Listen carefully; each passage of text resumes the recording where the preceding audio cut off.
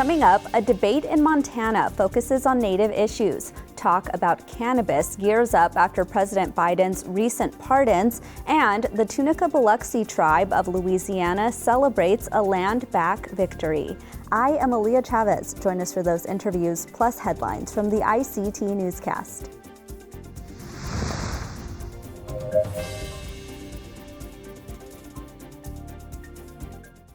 This program is made possible by the Corporation for Public Broadcasting, a private corporation funded by the American people. The Walter Cronkite School of Journalism and Mass Communication at Arizona State University is honored to be a supporter of Indian Country Today. Working with award-winning professors, Cronkite students learn news reporting, social media, shooting and editing videos, and producing content for communications industries. Cronkite's 15 professional programs give students the opportunity to cover critical issues throughout the U.S. and beyond. Learn more at cronkite.asu.edu.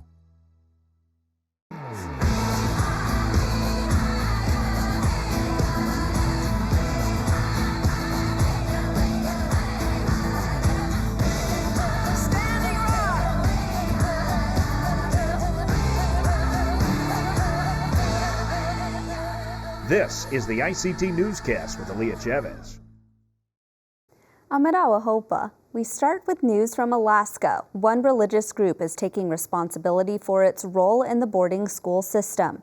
The Alaska Quakers apologized to Alaska Native communities for the boarding schools it ran. This resulted in Indigenous children who were forcibly separated from their communities. Between the 18 to 1900s, the Quakers ran 30 boarding schools. One of those was established in 1888 called the Douglas Island Friends Mission School. It operated until 1902. Vice President of Juneau's Alaska Native Sisterhood, Jamie Ann Hasselquist, says her people have historically identified the school as a Native cemetery.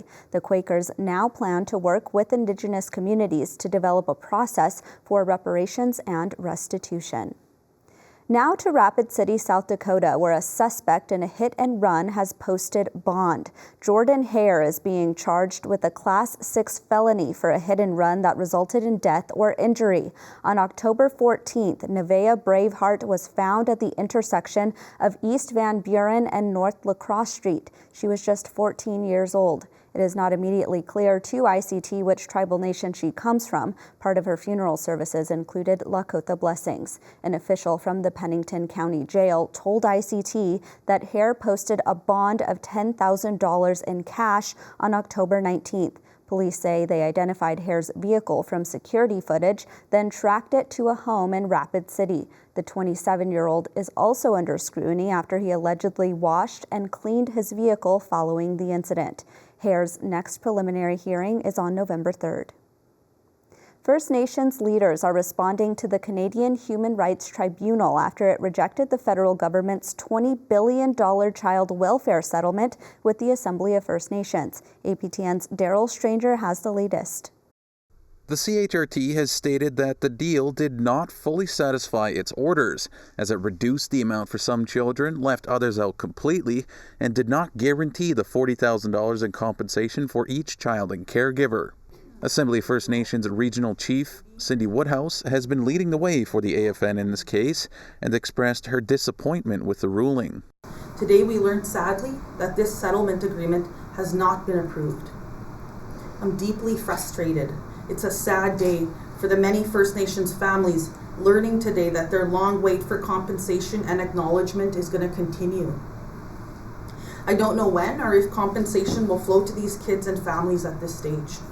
We had come so close to compensation, finally reaching our people, and today's ruling is a significant setback.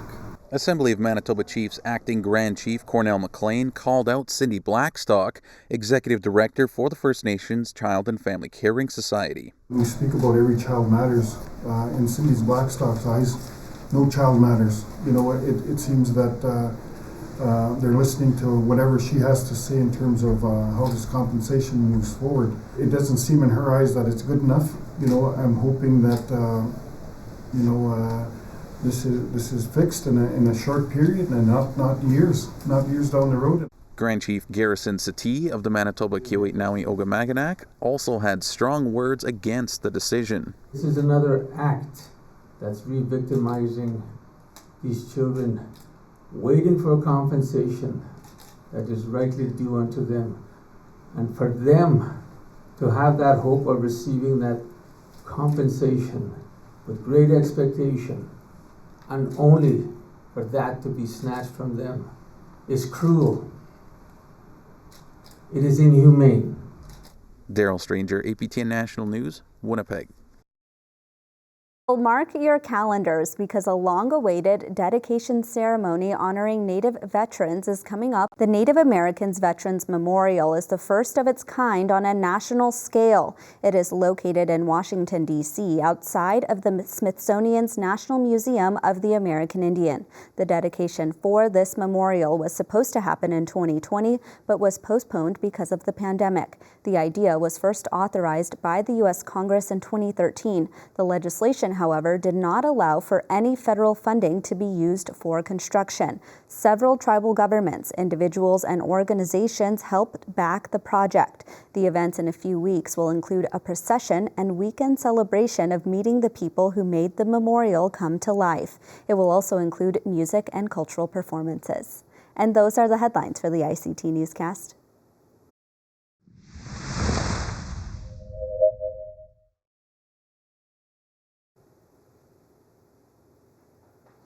Marijuana legislation continues to be a topic of discussion for tribal communities. Earlier this month, President Joe Biden granted pardons for those convicted of a simple marijuana possession. This, of course, has still left many questions for Indian country.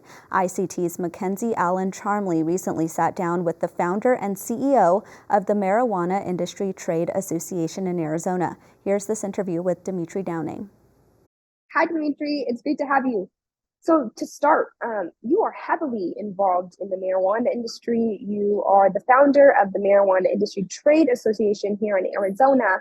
But for those of us who don't know what that is, could you give us the background of your organization and your experience in cannabis? Yeah, I'm the founder of MITA, which was founded in 2016 as a vehicle to help industry professionals navigate, learn, share, teach, develop their careers, as well as people understand how to get into the cannabis industry and how it works. We work with media, politicians, educators, industry professionals, whoever wants to learn, interact, and network. We also get involved legislatively, politically, as well sometimes. And I started in the industry in 2012. I'm an ex-prosecutor who came in and worked with a dispensary group to develop out their dispensaries and their cultivation and brands as well, which weren't as big at the time, but now much bigger. So my expertise goes from seed to sale, everything in between, and how the industry was put together, and hopefully where the industry is going as well. As far as Indigenous representation in the cannabis industry itself, what do you think are the biggest barriers? So let's talk off-reservation first. What happened was in 2000, as this industry evolved and legalization occurred, a lot of the first people to get involved were the OGs who were already growing and selling legally, and that's fine. And there was a transition over in 2010, 11, 12, 13. Outside off the reservations. So the industry itself started off reservation. And of course, on reservation, you have two sets of laws, the federal law and the tribal law, as well as the state law doesn't necessarily apply unless you're in California, it's a different situation.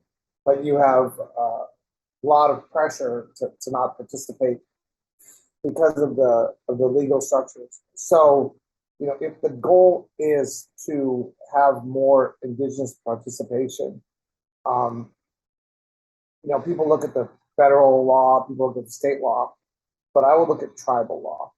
And I would start by encouraging individuals within the reservations to have a structure set up where entrepreneurism is encouraged. And that would definitely allow the reservations themselves to be incubators of talent, and that's something that a lot of people don't look at too closely. As I'm sure you're aware, there are a lot of racial disparities within the marijuana industry, especially with incarcerations. We see indigenous and people of color imprisoned at higher rates. So with Biden's recent pardons of marijuana possession charges, how do you think that will impact Indian country? Well, I mean, I can speak in broad generalizations and high level stuff, but it all comes down to the nuance and the details on the ground. When I heard that he was pardoning individuals, I thought to myself, dude, really, there's thousands of individuals who are incarcerated, both black, white, and tribal, that have been federally imprisoned for large scale transportation loads across state lines, smuggling in from Mexico, that don't fit into this minor possession stuff. So I was very disappointed because people are shipping giant loads across Arizona, across California, illegally across state lines. I'm not going to defend that, but you have these giant loads being shipped, and you have plenty of people who are still in jail for that very activity. And this is how it relates to tribal. I used to be a prosecutor at Tohono Nation, and I'm very well aware that the DOJ and the tribal prosecutors, we would prosecute for marijuana transportation, all the time. And I don't know who's still in jail, and I don't know the actual numbers, but I'm certain if you look at the across the country, there's probably thousands of individuals in jail for transporting marijuana nonviolently across the country still. And it's a legal activity across the state of Arizona. It's a legal activity across California. It just doesn't make a lot of sense. So, I was actually disappointed. Certainly, it's a step in the right direction, but he has the power to do a lot more. And I look at that, I'm like, why not pardon all individuals for all? I haven't actually said this out loud, so I don't think how to phrase it properly. Why not pardon all individuals who have been involved, who are incarcerated in the federal system, who were involved in the transportation or sale of marijuana or consumption of marijuana that have nonviolent, whose offenses are nonviolent in nature? Boom, done, period. That sends a message. I'd have to refine that a little bit, but Biden, if you're listening, ask your people. Well, Dimitri, thank you so much for being here. We appreciate your time. That was Dimitri Downing, the CEO of the Marijuana Industry Trade Association in Arizona. We'll be right back.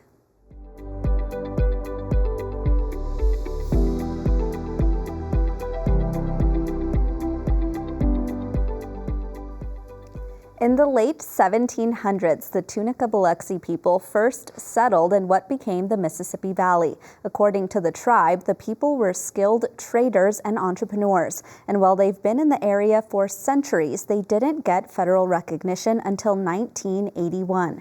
Today, there are about 1,500 citizens. For years, tribal leaders tried to get ownership of the Marksville Historic State Park, a place that is home to burial sites. Just last month, their efforts came to fruition. Joining us today to talk about this historic land back when is Marshall Peart. He's the chairman of the Tunica-Biloxi Tribe of Louisiana. Welcome, Chairman. Welcome. Good morning. How you doing? I'm doing very well. I want to jump right in here. Tell us a little more about the land that has been a state park for years. A little bit about it. It consists of 42 acres. It's part of our ancestral homelands. We was great stewards. Our ancestors were stewards over the land, and we are delighted and overjoyed that Tunica-Biloxi once again is the rightful owner of these burial grounds, our sacred grounds, because it means so much to us. Tell our viewers at home the process and the journey that it took to get to this place. Well, the journey actually started in the early 80s once we was federal recognized by the late Chairman O.J. Barbary Sr. approaching then Governor Dave Treen about transferring the property. And That process has been undergone through every one of his administration. Then it was picked up by Chairman Joey Paul Barbary. And finally, during this administration, we regained ownership of the property. And we are grateful to the city of Marksville, the state of Louisiana, but most importantly to the mayor, John Lemoyne, and the council members for utilizing all three components of vision, hindsight, insight, and foresight, recognizing the value of and the cultural value of what the property meant to Tunica-Biloxi Tribe of Louisiana. Let's actually talk about what ultimately spurred the city to transfer this land back. What happened there? Well, one of the things, they went into a budget crisis. They couldn't afford the upkeep and maintenance of the property. So this started a conversation really heated up about 2 years ago, and to see if we'd be willing to take it on. When we was excited and said yes, this has been an ongoing battle for over 40 years. We would love our ancestral property back, for us to create a revitalization program as well as a beautification program. And most importantly, to rededicate that land and rededicate it to a way where we recognize it today's significance of the place of grace, because again, so many of our ancestors, their final resting place is there. And what is also there is stories that was never told, relationships that was never formed, opportunities that never came to realization, because all of those things was taken away from our ancestors because of the battles or storms or the injustice by the system or by the population at that time. So we just, again, overjoyed that the property is in our back in our hands, where we can take care of it and create a memory, a memorial there, as well as for the grandchildren, great grandchildren to enjoy the property as our ancestors should have had the opportunity to enjoy. Chairman, I'm wondering if you can speak to what the reaction has been from non-Native people who live in the city or who live in the area and are maybe learning about this for the first time. What has been their reaction? Well, their reaction was very positive, because they've been all along cheering on the process, saying that the land should be donated back to Tunica-Biloxi, because this is our rightful and property, our ancestral lands. They understand the cultural value of it, and so the significant value. So they really cheered on the process, and it was very encouraging throughout the process. You know, every time we have tribal leaders on to talk about land back victories, I always ask them to comment on, other tribes who are going through this process and might feel discouraged or feel like there's so much that they have to go through. If you were speaking to tribal leaders doing this work, what would you say to them?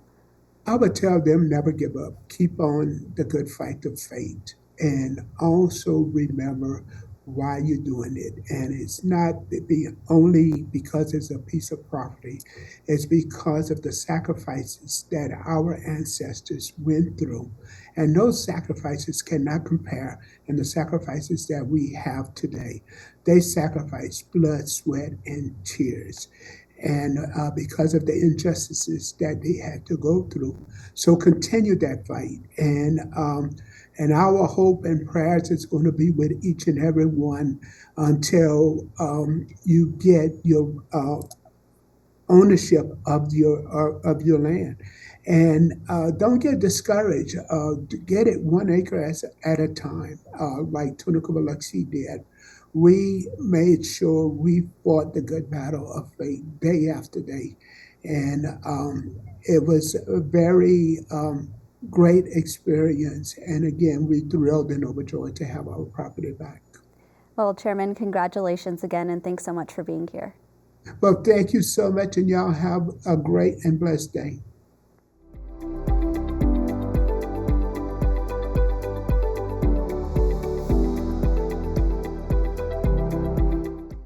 Western Native Voice, a Native organization out of Billings, Montana, hosted a debate this week. It was for candidates running to be elected to the U.S. Congress out of the state's 1st District. ICT's Colby Kickingwoman was there and joins us now to share more. Hi, Colby. Hi, Leah. Thanks for having me today. So set the stage for us. Which candidates participated? Yeah, so the debate was at the University of Montana, and Democratic candidate Monica Traynell and Libertarian candidate John Lamb were the two candidates that took part. Republican candidate and former Secretary of the Interior during the Trump administration, Ryan Zinke, didn't respond to the participation invite, according to Western Native Voice, which is disappointing because I think it's important, especially as we're so close to Election Day, for not only Native voters, but for all voters to hear where these candidates stand on issues, especially in Montana, with such a large Native population, where they stand on issues focusing around the Native communities. We know that the midterms historically mean lower voter turnout, but what was the turnout of Native people at this debate? Did you happen to see any others there? There wasn't a lot of people in person. It was kind of a relatively small crowd, but it was also live streamed, so I wasn't sure what the numbers were of people watching on Facebook. But it will also be posted to their website, and it should still be on their Facebook page for people to watch back before Election Day. And if we're talking about platforms of these candidates, specifically for Native communities in Montana, what topics stood out to you most? One of the topics that they started with was healthcare and the opioid crisis and how to address these issues in Native communities. Monica Traynell highlighted that the Blackfeet Nation doesn't have a addiction care center, which is something that needs to change, and something that she would work with tribes with. Both candidates talked about just listening, and that's where a big part of what they would bring to the table is listening and partnering with tribes. Of course, they discussed missing and murdered Indigenous people, voting access, and breaking down barriers for Native voters. Energy prices have been rising in Montana. So those are some of the things that they talked about. How much do we know at this point? How many Native people are in this 1st congressional district? And I guess maybe provide some context for how big of a deal this district would be for Native voters to get out and vote. Yeah, it's a huge deal. It's so in the new census, Montana gained a new congressional seat, and this 1st congressional district is in the western part of the state, and so it includes the Blackfeet Nation and the Confederated Salish and Kootenai tribes, those two tribal lands. And then the rest is in the eastern district. So both are very large tribes, and so they can definitely, if the Native vote gets out, they can definitely have a large effect on the midterm election. How much was recovery from COVID a conversation of this debate as well? COVID actually didn't come up, which is surprising. I think people are starting to move forward and look forward, and it wasn't a topic. Well, I want to switch gears because I understand you've also been following the rodeo, and as someone who knows next to nothing about rodeos, what happened there? Yeah, the Indian National Finals Rodeo was in Las Vegas last week, and so every year I hear it's an exciting time for cowboys and cowgirls and fans of rodeo all over Indian country, kind of all rendezvous in Vegas and have a great week. The all around champions were repeat winners, Eric Rogers and Cassidy Dennison, and they say bull riding is the most exciting 8 seconds in sports, and it was on Pluto TV, so I hope some people got to tune in and watch there. But it sounded like an exciting and fun time in Las Vegas. What else are you working on right now, Colby? Well, of course, leading up to the election, we're all kind of in election mode, and then right after the election is a huge Supreme Court hearing on the Indian Child Welfare Act, and so right now I'm kind of digging into looking into each justice and how they've kind of voted it on. different native cases in the past, and just kind of not necessarily forecasting how it might go, because it's so hard to predict Supreme Court cases, but just kind of the records of each justice, if you will, when it comes to federal Indian law cases. Colby, you'll actually be on the list of correspondents who will be visiting with on election night on Tuesday, November 8th, as we just mentioned. Can you give us a preview of where you'll be and, the biggest topics that you'll be covering? We're still locking down the location. I've been in touch with a couple of different offices for Native candidates in the state. But in Montana, Natives are the largest minority population, and so they have a big say in what goes on, and there's a fair amount of Native representation in the Montana legislature, and so just following those races, and hopefully there will be even more Natives represented in the legislature this coming year. Well, Colby, thank you so much. And that's a slice of our Indigenous world. For all the latest, visit ictnews.org. From all of us in the newsroom, stay safe, my relatives. Sometimes you got to take a stand just because you know you can. Oh, you got to run, you got to run.